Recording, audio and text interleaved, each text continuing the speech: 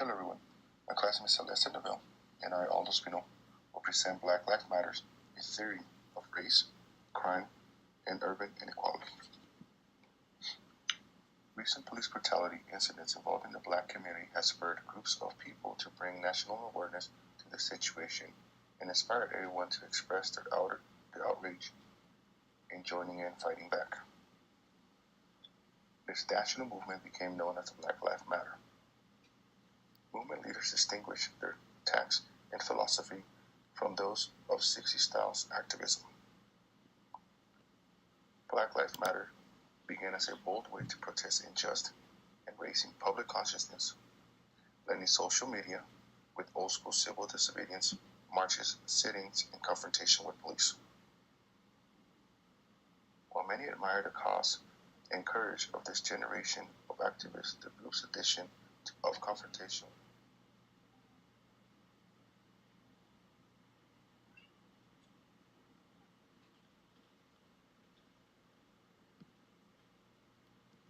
divisive tactics hurt Yobo message, resulting in an undesired effect.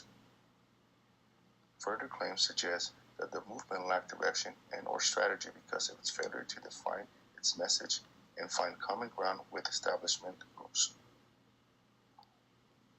The Black Lives Matter movement represents a renewed effort on the part of the African American communities to encounter the violent racism that continues to prevail in the U.S. societies today.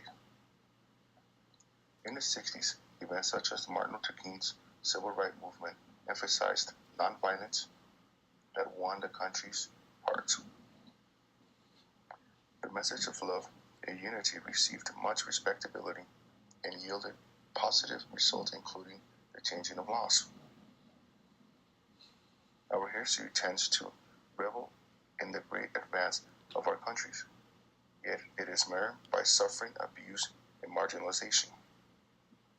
There is a disconnect, as historically we have faced and overcome the viciousness of slavery, disregarding human dignity. However, it really isn't in the past. Germany's history between the 1933 to 1945, when Nazi dictatorship controlled the countries, is well burned into our memories. In those 12 years, 30,000 death sentences were given, in addition to the mass extermination orders. Those who were Jews, criminals, homosexual, Romanians, were defined as the racially undesirable element and forced into concentration camps. Ultimately, this became a lesson in strong appreciation and mutual respect for human life. Today, our nation identity is at risk. Do we want to be known as a people who pay lip service to equality? Racism persists. Minorities and people of color represent the majority of the population in our prisons and on death row. The death penalty is levied 11 times if the defendant is white and the victim is black, 22 times if the defendant is black and the victims are white.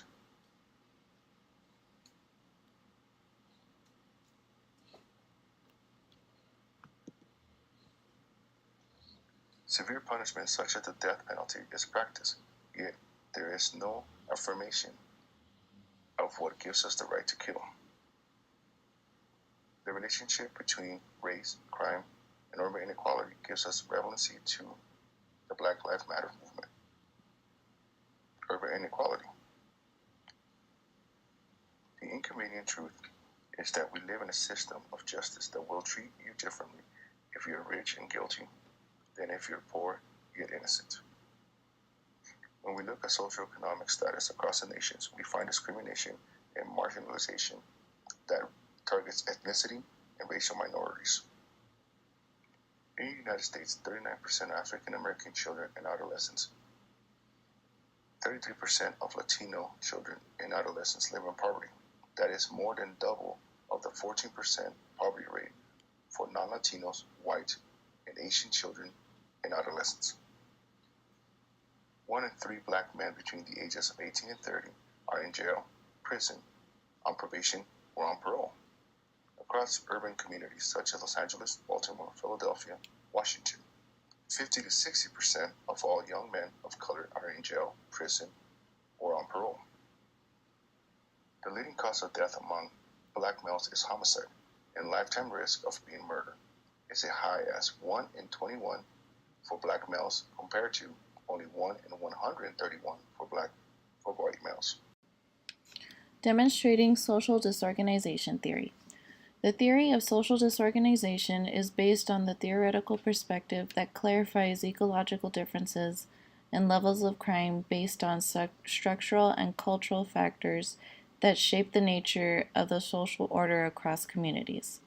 The justice system isn't just paved in ways that seem to degrade around race, it is also distorted by poverty. Clifford Shaw and Henry Mackay address how differences between types of communities has a lot to do with the outcome in lifestyle development. Their research comparisons between high, middle, and low-class areas showcase how the values children are exposed to range from a stronger moral to weaker deviant position. When looking at regions with middle to high economic status, we observe a broad representation of dominant values being implemented through organizations such as school, church, physical activity clubs, teams, and the like. It is where deterrence has a greater chance of having a significant effect. Lower economic areas are more often characterized by deviant values, symbolized through groups of adult criminal gangs to quasi-legitimate businesses. In lower income communities, there are norms and values that children learn from siblings, peers, and naturally parents. To that child, it may be moral to sell those drugs because everyone they value does it, so it is normalized. For those raised in areas of social disorganization, the values missed and the greater risks will not be apparent to the young. When a child is brought up in this environment, it often evolves into an adult lifestyle that normalizes crime. The child believes that this normal way of life is not going to be threatened through the presence of authorities. Standard of living. In most cases, individuals who are in jail, prison, probation, or parole are impacted by socioeconomically distressed backgrounds that place them into vicious circles of crime that were inevitable. It is wealth, not culpability, that is shaping outcomes. The 50s era single-family income environment has been battered. It is necessary for both parents to work in order to survive. Children do not have a say in this. They are subjected to less nurturing environments because of the economics of the time. The adverse effects of this phenomena are likely widespread and incur greater cost to our country than whatever was gained by eliminating single-wage earner families. Almost hypocritically, we tend to fault the schools for not making up the shortcomings despite having reduced their pay. Capital punishment. The state of our union has regressed compared to 50 years ago. Brian Stevenson states that in 1972, the incarceration rate of people either in jail or prison was 300,000. Today, however, that number has skyrocketed to 2.3 million. Most of which is populated by a disproportionate number of minorities. Unfortunately, discrimination is not limited to law enforcement practices. It continues when those arrested come before criminal courts. Capital punishment continued. The judicial system reserves capital punishment for the worst crimes, normally murder. However, many states sentence underprivileged individuals to death not for committing the worst crime, but because a judge assigns incompetent representation. A Pennsylvania newspaper recently reported that many people sentenced to death in this state since 2005 were represented by lawyers who were alcohol and/or drug addicts, had histories of mishandling cases, or were convicted felons. It has been recognized that in several states such as Alabama, eligibility requirements are low for lawyers appointed to represent indigent capital defendants at trial. Jonathan Katz addressed that some states do not provide or require appointed counsel to gain any capital case-specific professional education or training. This ill-advised practice only requires appointed counsel to have passed the bar and 5 years prior experience in the active practice of criminal law, not involving capital cases. Sadly, in addition to poor legal representation, minorities many times are further disadvantaged as many of their peers lack any knowledge in making the many discretionary decisions that determine outcomes in criminal cases, such as charging, plea bargaining, or seeking enhanced penalties. Bail costs often are beyond the means of the poor, and so remanding their custody often causes them to lose their jobs. So they are punished even though innocent. Trayvon Martin. In the recent trial of Trayvon Martin, America took notice of the case that ignited the Black Lives Matter movement. This case followed a 17-year-old African American who had been fatally shot and killed walking home unarmed from the convenience store, where he had purchased an iced tea and bag of Skittles. The shooter was recognized as the neighborhood watch volunteer, George Zimmerman. After 16 hours of deliberation, the jury found Zimmerman not guilty of second-degree murder and acquitted him of manslaughter. New technologies impact. The advent of DNA testing, body cameras, patrol car cameras, as well as the public's use of cameras such as cell phones or surveillance, often give irrefutable evidence of injustices perpetrated by our police officers. An example of this is a case of two indigent African American intellectually disabled men, Henry McCollum and half-brother Leon Brown. Both spent 30 years in prison, McCollum who spent those years on death row for the rape and murder of an 11-year-old girl. This was until DNA evidence revealed their complete innocence of the charges. Conclusion. Ultimately, the goal should be to formulate a criminal justice system that fits the individual defendant and addresses the needs of the victim and the community, as opposed to finding a way to fit the individual into the appropriate model.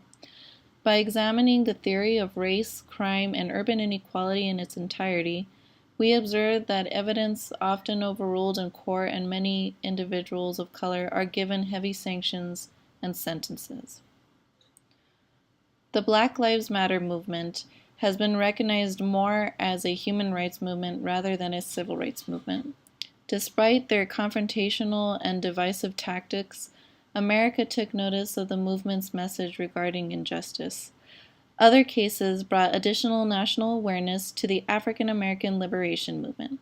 Despite the shortcomings of the overall message, Black Lives Matter succeeded in pointing out how national identity continues to fail when we as a nation continue to favor the wealthy. We cannot become fully evolved human beings until we care about human rights and basic dignity. We might learn that each of us is more than the worst thing we have ever done. The thief is more than a thief. The murder is more than a murder. Common human dignity must be respected by law.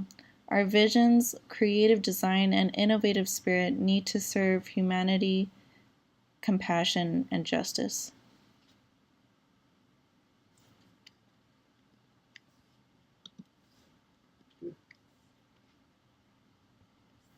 On an ending note, a quote from Webb Du Bois.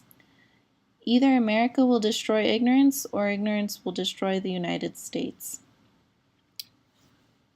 Okay. The following is a link to a music video, I'm Not Racist, by Joyner Lucas. It is a heated debate about race relations between a white man and a black man. It is the brutal race conversation no one wants to have, the suppressed feelings that both parties have but are afraid to express. This expresses a theory of race, crime, and urban inequality. Thank you.